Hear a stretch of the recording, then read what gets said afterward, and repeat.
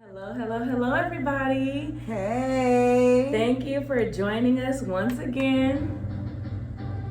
Uh-oh. Season 2. Well, Mouse So Reckless. Mouse So Reckless. Mouse Back So up in Reckless. Yes. Hey. That was a new sound. I didn't even know about that one. She hit me with one. That was a new sound. But you know what? It is well needed. Yes. Age. Hope everybody's feeling all right today. I hope so. So today is going to be a little heavy. We're actually going to have to break this episode up in two. So don't be talking mess when y'all see us in the same clothes. It's because this is a heavy topic, and we need to make sure that we can get it all in without boring everybody. So we're going to do it in two parts. After the first part, everybody can take their time, process the conversation, come up with questions, comments, concerns, advice that you guys may have on the topic that we're going to be presenting. And then we will continue and carry it on. So with that being said, today's topic is going to be unpacking trauma. Ooh, that's a deep one. That's a deep one, guys. That's a deep one. Oh, man. Unpacking trauma. Y'all ready for this? So before we go into unpacking trauma, we're going to start with what trauma is, what that means, and how you even identify that you have trauma. Because, for example, I'll speak as me. I'm a person who was always the go-to person, always there for everybody, always having the best advice for everybody, just everything, just being that loyal, confidant friend who appears to have everything under control and doing everything right and life together, like people asking me how I do it, everything like that. And I think that sometimes when you're that go-to person, you don't really even know that you yourself may have traumas or untouched areas that you probably need to tap into and explore and just do some self-care and some self-work in. Right. So trauma could come in all forms. It's like what is trauma? It's a response, right, to your body or emotional reaction to something that's happened to you. So it could come in so many different forms to where you won't even know that you're experiencing it. And we're talking about physically, mentally, emotionally, and most of all, spiritually. Because during traumatic moments, moments where we feel more weak, more vulnerable, more open to influence, that's when the spiritual, and just this is just my opinion, I'm just talking for myself, but to me, that's when that spirituality and that spiritual warfare kicks in, to where you allow those outside influences to negatively influence your own spirit that can draw you completely out of character.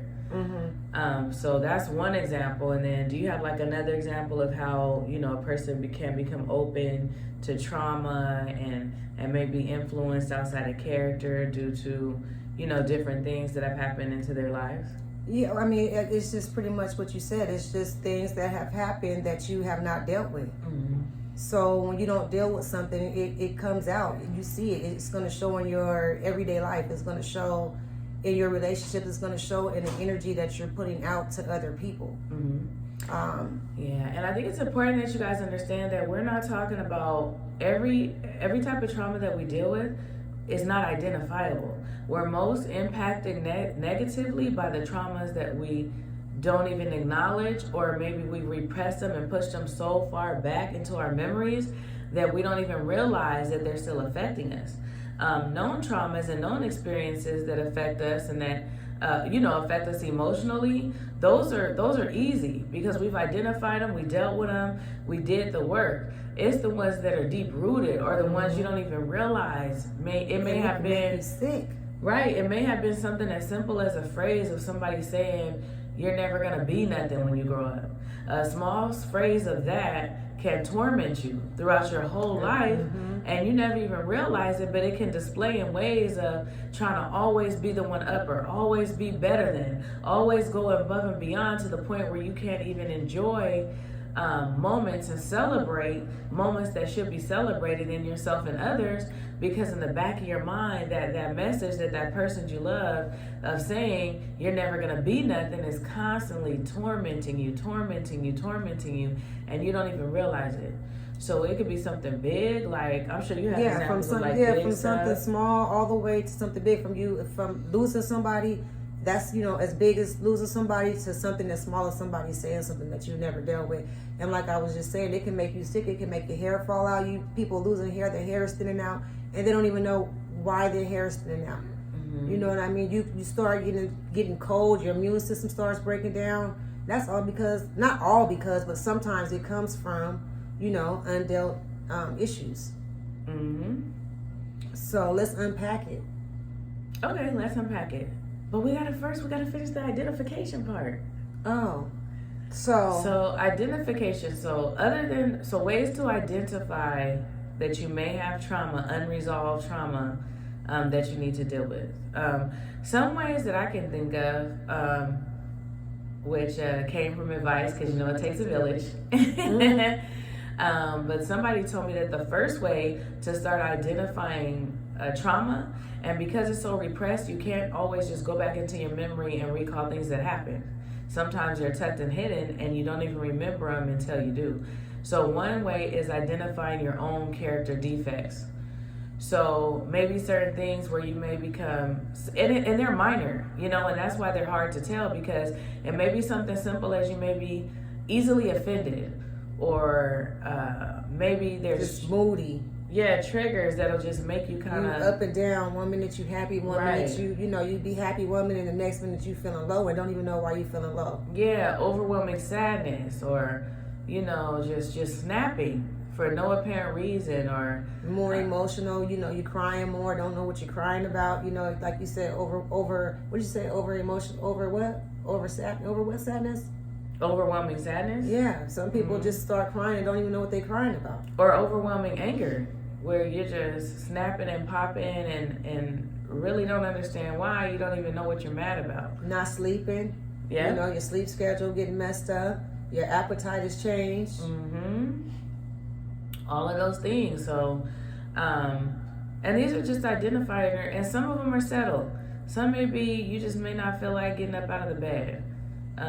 You may not feel like, you said loss of appetite, right? And these are all signs of depression, and obviously depression comes from some sort of a trauma, underlying trauma, and trauma and is also PTSD. So, which is basically post-traumatic stress disorder, which displays the same thing. It comes from a trauma, though. Yeah, it all roots from a trauma. So we're going to be addressing all traumas, which dealing with anxiety, depression, PTSD, just sadness, because you become sad before depression hits, overwhelming sadness, just all different things. And the identifiers is by changes in your mood, feeling unmotivated, not wanting to be around people. Yeah, wanting to be by yourself, or needing to always be by a whole bunch of people, to try to hide your sadness. Maybe staying too busy and ripping and running too much so that you don't have to think. And there's habits, drinking. People start drinking more. People start smoking more. So it's just a lot of different things. And don't get us wrong, we're not saying that you can't drink or you can't be sad sometimes or something like that, because those are normal characteristics. But we're talking about, she's talking about consistently feeling these ways. We're talking about consistently displaying these. Maybe you have all these goals and all these things that you started, but you've never finished anything. That's a sign. So they can be settled, and they can be hard to identify. And another way you can identify them is by those that are closest to you that love you. A lot of times you'll get offended when they're pointing out character flaws or pointing out things, and they're doing it loving. They're not being disrespectful or anything like that. They're doing it in a loving manner. But because of the state that you're in, and because you haven't identified those things in yourself, because you haven't seen them in yourself, you become easily offended and you don't want to listen. So I would say, from people that you know and love and trust, and they love and trust you, if they do identify character flaws or anything like that, take that serious. Take that serious, and don't respond immediately. So you don't have to listen to everybody, because I'm very discerning. I don't let everybody speak to my spirit. Hello. So you can take that time and say, okay, thank you for that information. And then you can go back and kind of think about it yourself, and think about different situations where different people may have gotten offended or gotten their feelings hurt or tried to talk to you about things that you didn't really welcome. Or you can go and ask somebody else, like, you know what, such and such told me this, what you think about this? Right. And get, a second opinion and see what they say about it. Like, because sometimes you really don't see it. Right. And it takes a few people to tell you sometimes. So you get something from somebody else and go and ask somebody else, like, hey, do you think I was wrong for doing this? You think my attitude has changed? You think I'm acting a little different, acting a little funny? Ask them. And then also ask them for specifics, specific identification flaws. Like, are you hard to approach? Are you quick to respond negatively? Are you quick to anger? Are you quick to be defensive? And write those things down. And then write down the things that we're going into unpacking. Okay. No, you were, but you were. Okay. You should go ahead and so like those are, so we went through those identifiers. So now we're going to starting the unpacking, because if you never unpacked any type of trauma, you're not going to know where to start. So the best way to start is write down the things that people are in love are saying to you, and then evaluate them. And then write down your feelings, ways that you felt. Let me ask you this. I don't want to cut you off, but let me ask you this. Is this like the first step that you would say to unpacking? I would say the first step is when we were talking about asking people and kind of identifying different moves that we maybe shouldn't have, having mood swings, and just going through the identifiers is starting to identify it. I think that's the first step. Because even being willing to look at yourself that hard, right, is definitely a step in the right direction. And it may take a while for you to get to the steps after that, but that's definitely a step in the right direction. So I would say the first step is really, without even having to be triggered by a big emotional flop, as I was. I have one more question though too before we get started. What do you think most people deal with as far as trauma? What caused the trauma, or their response to it? No, the cause of trauma. Because you know how we were just saying it could be something as small as something so little as to what someone said to you, all the way to something very big. I think in our community... Let me ask this question first. Do you think that everybody deals with trauma to some sort? I think everybody has had trauma and dealt with trauma at some degree, because none of us live perfect lives. Absolutely. And the people around us don't live perfect lives. So a lot of people that could be responsible for our trauma, some of the trauma we're responsible for ourselves, but most of it comes from other people, and it started when we were young as children. So I definitely think that everybody has trauma. Now, do I think that everybody hasn't dealt with their trauma? That was No. my next question. Some people have definitely dealt with their trauma. Some people have grown up in positions to where they promote self-care, promote therapy, promote talking and being honest and really knowing yourself. And so this is not saying that nobody's ever dealt with their trauma. This is more for those that haven't, or those that are dealing with it and looking for different tools to help them move to that next step to become whole again. Agreed. So that's what I think. Okay, and then now to my next question when I was asking, what do you think most people, what's the number one trauma you think most people deal with here? I think the number one trauma in our culture, for our people, those of African American descent, I think our number one cause of trauma is verbal abuse, verbal and emotional abuse.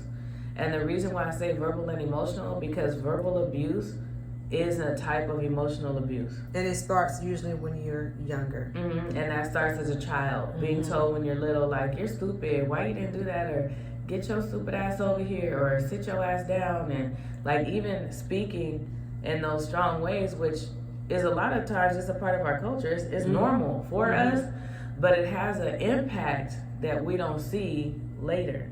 It has a very demeaning aspect to it that we don't realize, because for us, we're fine. We think we're fine. We grew up, we fine. We ain't got no issues. That's normal. But you know what? My parents they didn't cuss at us. They didn't like that type of stuff. They didn't like, cussing at the kids when they were in trouble. They didn't believe in that. If they heard somebody else doing it, they'd be like, don't cuss at them like that. Yeah, because they understood. Right. So your parents understood the long-term effects that type of that type of verbal abuse could have on a child. Right. So that's a wonderful thing. And again, this doesn't apply to every household. Right. No. People absolutely. need to understand that in our culture, the reason why we have these tools and we know how to unpack and we know how to deal with trauma is because of our culture as well. Within our community, we heal each other as well. So the healing comes from our community, and that's why when they say it takes a village, I take that very personally, because it really does take a village. Everybody in our culture, our community is so strong. Yeah, we're one of the most diverse cultures. Yes, and we're at different stages of our healing, and some have mastered it. Our elders, and it's so funny because our community is so strong, you can learn just as much from an elder, somebody over, 60, 70, you can learn just as much from a child that's maybe 5, 6, 7 years old that doesn't even realize the message that they're saying when they're telling you something. The words are so strong and powerful. So just know that our healing comes from within. We don't have to go outside of ourselves to heal ourselves. We can heal ourselves just by being open and vulnerable and receptive to the feedback and the advice given from those people within our own community and within our own circle. We have inner circles. We have our center circle, which would be your immediate family. I'm not talking about aunts and uncles. I'm talking about parents and children. Right. Parents and children. And then you have your circle that's after that includes aunts and uncles and extended family. Parents, children, and siblings in the immediate part. Right. And then you have your bigger circle where your friends that are now your family come in and stuff like that. So we have layers of love, layers of help, layers of advice. And some people, generations too. And some people's healing comes from, like my type of healing, what I may need from my friends and my family is to be told, maybe, yeah, we definitely see a change in you. Yeah, you've been a lot nicer lately. You're not really snapping anymore. You're smiling more. And by me just saying thank you, or, actually here, she may need somebody that's going to be like, thank you for giving me that feedback. Thank you for letting me know how things are. Thank you for being there for me. That could be part of her healing process. So healing takes place on both ends. Healing takes place from the person who is hurting and trying to figure things out. And healing can also take place in the person that's helping. Because if your natural spirit, if your natural walk is to be a healer and compassionate and show empathy, then that's also going to help you to hear those things that you really helped me. Those words of encouragement really spoke to me. I really appreciate you even calling me and asking me how I'm doing. Right, just checking up on somebody. So what would you say the second thing is as far as unpacking? So we already said you got to identify. That's so identify is number one. Reaching out to your circle is number two, and that includes like asking people around you about maybe things, character flaws or character defects that they may see that we don't identify in ourselves. I feel like that's step two. Step three is writing it down, because we can hear things, but you have to engage more than one sense to really engage in the healing process. So you want to hear it, and then you want to see it. And the only way to see it is to write it down.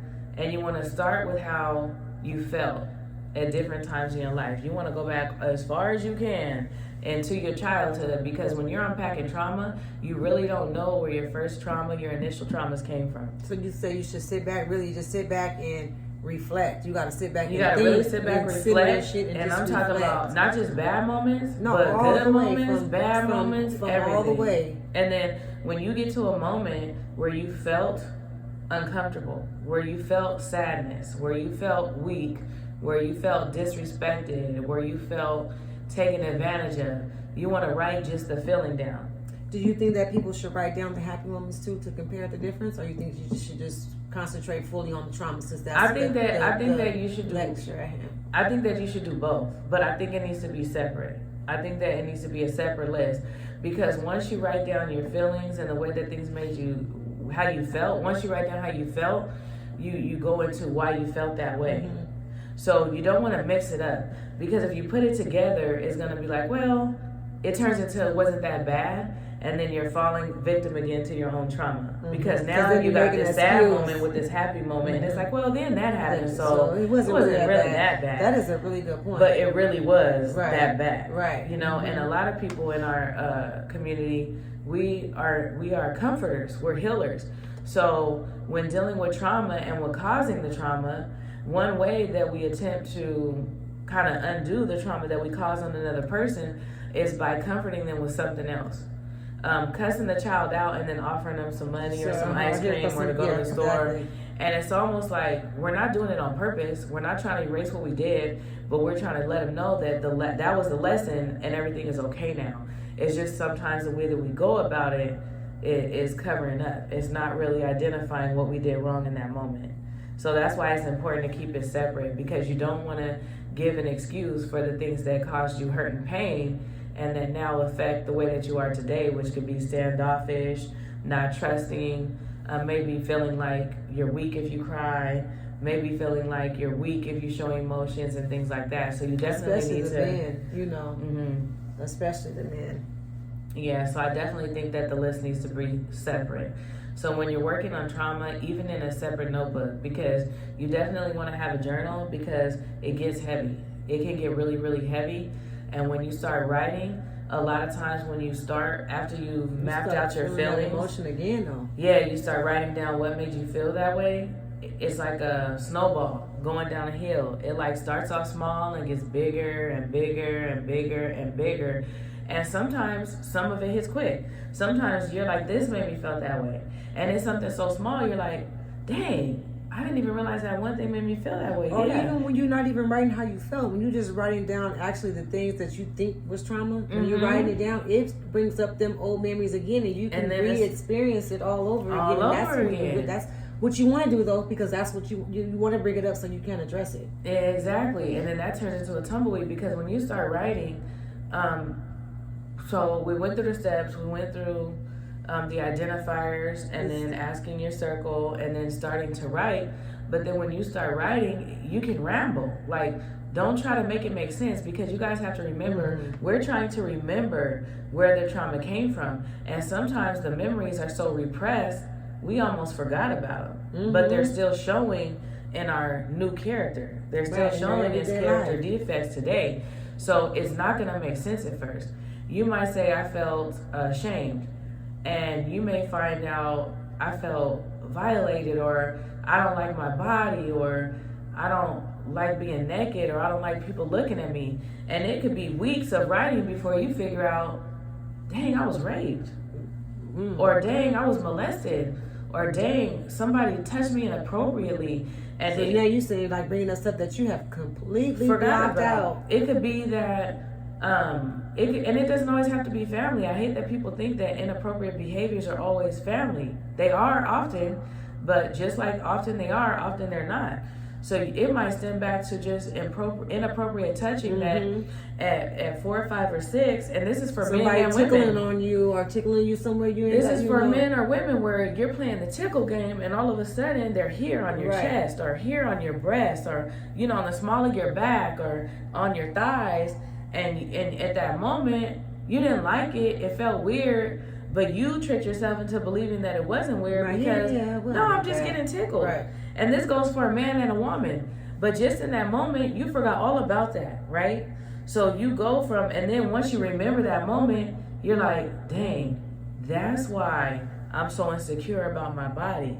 That's why I don't like being naked in front of my partner. That's why I don't like being touched. I don't like affection. Those type of things can make it to where you're not even an affectionate person. True. And very defensive. Like when people say things, I do love you, and then it rolls into your love languages and different things like that, which happens later. So we'll stay with the, unpacking. What about people holding on to guilt? For things that they did? You think that causes trauma? Holding on to guilt is definitely traumatic, and it can be more traumatic than even the victim in sometimes. Right, because, like, blaming yourself and stuff. Yeah, because when you carry guilt and you don't know how to address it, especially when initially you thought that you were doing a good thing and didn't realize that you were hurting a person, that process works the same. Guilt is a feeling. Guilt is an emotion as well. So when you're writing down, when one person might be writing down, I felt embarrassed, I felt disrespected, I felt ashamed, another person might be writing down the same thing. I felt guilty, I felt ashamed, I felt like I was disrespectful. That you're not I felt like I felt like I lacked empathy. I felt like I felt careless, with people's feelings and emotions. And a lot of people don't respect that because so much attention is given to the victim, but you have to realize hurt people, and the person that's trying to heal from being maybe the aggressor, being the abuser, being that bad person, when they're having to heal, a lot of times they're healing by themselves because nobody cares about them. Right. They're not the victim. They're the ones that caused the pain. Yes. So why in the hell should I care about yours? You did that to me. And then us as aggressors, because I've been on both sides. I've been the person that hurt people, and then I've also been the person that hurt.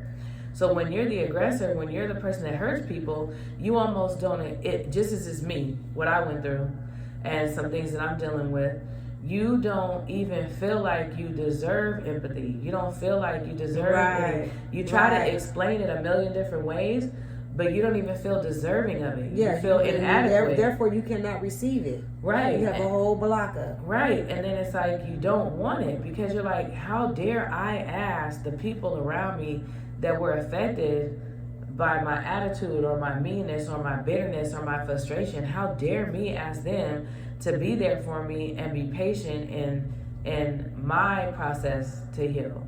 Right. It almost feels like it's too late. And then what about like if you somebody's apologized to you for something that they did and they're taking all the steps, but you haven't forgave them, holding on to grudges, that's also another form too. That's definitely a great form. Let's applaud that. It's so heavy. We got to use our little stuff to lighten it up. But that's definitely good because we have to respect that. I've done a lot of apologizing. I've done a lot of apologizing in my life. And I'm currently even on what I like to call an apology tour. Are you? Oh yeah, I'm on an apology tour. Oh wow, that's something that's big. So this is important as somebody that's apologizing. So when you've been guarded for a long time, you can become very sensitive to how people receive your change. You'll be very sensitive to how people respond to the changes that you're making in your life, and it'll make you very emotional. But instead of anger now, it's a sense of hurt and sadness. So now instead of being angry and frustrated and having those characteristics, you're now sad, you're crying, you're remorseful. You have to understand that that person that you're apologizing to, that old wound, sometimes you're apologizing for something old, sometimes you're apologizing for something recent. It's still a wound. It's still a wound that you're reopening. Now that, because a lot of people have moved on from it and they kind of been numb from it. So when you apologize for that, now in a sense they have to relive that moment as well. Exactly. So as the person apologizing, whether it's new or old, you have to respect them. You have to let them receive it and you have to let them process it at their own pace. It took you years to unpack your trauma. And just because you unpacking yours don't mean that they're ready to deal with it right then and there. Right. And you have to show grace. Like we have to show each other grace. Just like we want grace in our apology tours and changing, and we want people to see us for the new person that we are and not the person we were yesterday. We have to understand that the people that we hurt, they need time too. Because if they're really going to genuinely forgive you, they have to unpack the way they felt in that moment. And that takes time. And they have to rebuild the trust to put themselves in a position to allow you to either hurt them or love them again.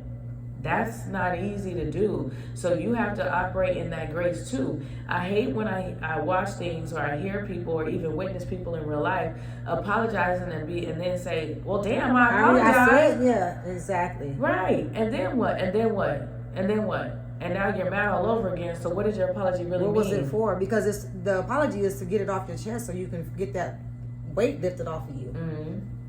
So we're gonna have to go ahead and table this until our next episode. Okay, so just to remind you guys, this is part 1 of Unpacking Trauma. We started off with steps. We haven't gone through all the steps, just different steps and tools that you guys can use to start unpacking. But we are going to continue this. Just remember, we're still talking. So when you see the episodes back to back and we got on the same clothes, same hair, same makeup, don't do us like that. Don't do us like that. We are still unpacking this. Okay? So we're going to unpack and also figure out how to deal with stuff. Yeah, and show us a little bit of grace, because this conversation is loaded, and we're going to do 2 parts that may lead to additional parts later. This is loaded. This is a loaded topic, and we don't have all the answers. So, what's it? Super loaded. Loaded. Shots fired. Shots fired. So just stay with us. To be continued with Mouth So Reckless. Mouth So Reckless. Mouth So Reckless. Unpacking Trauma, and you have just completed the part first 1. Part. Congratulations. What you want to hit? That's one. And a countdown to. Oh yeah, let's celebrate.